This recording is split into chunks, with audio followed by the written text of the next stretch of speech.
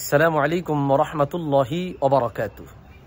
সুপ্রিয় দর্শক শ্রোতা, সহিহ মুসলিমের 2832 নম্বর হাদিসে আল্লাহর হাবিব নূর নবী মুহাম্মদুর রাসূলুল্লাহ সাল্লাল্লাহু আলাইহি ওয়াসাল্লাম বড় চমৎকারভাবে এই উম্মতের আখিরি জামানার এক শ্রেণীর মানুষের একটি গুণ বৈশিষ্ট্য হুজুর তুলে ধরেছেন। সেই গুণ বা বৈশিষ্ট্যটি কি? যে আখিরি জামানায় এক শ্রেণীর উম্মত হুজুরকে কি পরিমাণে তাজিম করবে, কি পরিমাণে ভালোবাসবে, কি পরিমাণে মোহাব্বত করবে, হুজুর বিষয়টি খুব চমৎকারভাবে তুলে ধরেছেন। হাদিসটি বর্ণনা করেছেন হযরতে সাইয়্যিদুনা আবু হুরায়রা রাদিয়াল্লাহু আনহু আরদা। তিনি বলেন, মিন আশাদ্দি উম্মতি লি হুব্বান নাসুন ইয়াকুনুনা বাদি ইয়াওয়াদ্দু আহাদুহুম লাউ রাআনি বিআহলিহি ওয়া মালিহি।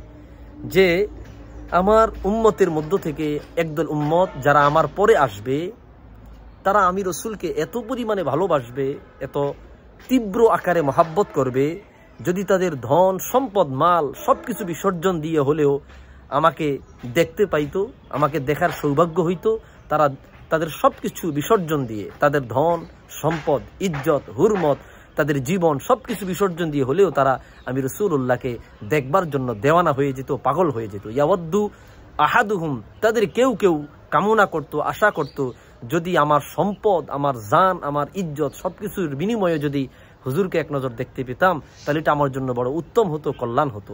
দেখেন, আল্লাহর হাবিব সাল্লাল্লাহু আলাইহি ওয়াসাল্লাম আখিরি জামানার এই উম্মতের ওই সমস্ত উম্মতের গুণাবলী বৈশিষ্ট্য হুজুর নিজ জবানে বলে গিয়েছেন।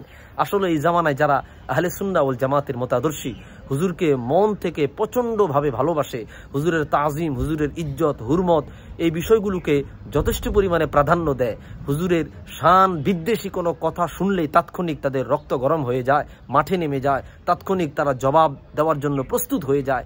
এই উম্মতের কথাই হুজুর করিম সাল্লাল্লাহু আলাইহি সাল্লাম বলে গিয়েছেন। আসুন আমরা মন থেকে হুজুরকে তাজিম করি, ইজ্জত করি, হুজুরের জিকির করি, মুস্তাফার আলোচনা করি। প্রত্যেকটা ঘরে ঘরে মহল্লায় মহল্লায় যদি রাসূল করিম সাল্লাল্লাহু আলাইহি ওয়াসাল্লামের আলোচনা করা যায়, আলোচনা শোনানো যায়, ছোট ছোট বাচ্চাদেরকে যদি নবীজির চমৎকার জীবনী গ্রন্থ থেকে কিছু কিছু তাদেরকে শিক্ষা দেওয়া যায়, ওই বাচ্চাগুলো পর্যন্ত একটা সময় রাসূল প্রেমিক হিসাবে এই বড় হয়ে উঠবে। আল্লাহর হাবিবের সম্মান তাদের অন্তরে তারা লালন করবে। আল্লাহ আমাদের কবুল করুক, আমিন।